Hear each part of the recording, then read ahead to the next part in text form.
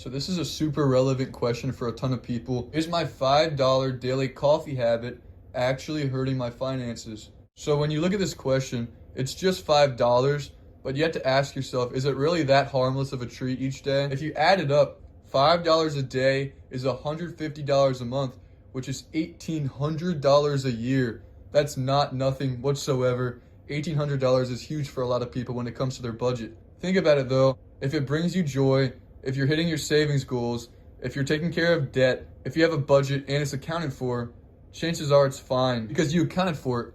You made sure that over the long run, it wasn't hurting you. When budgeting though, you really have to consider the alternatives, the opportunity cost, what you gave up. If you take $1,800 that you might have spent on coffee in a year and you invested it for 10 years at 8%, you make around $27,000. So you can have that money in your pocket instead of spending money on coffee over 10 years.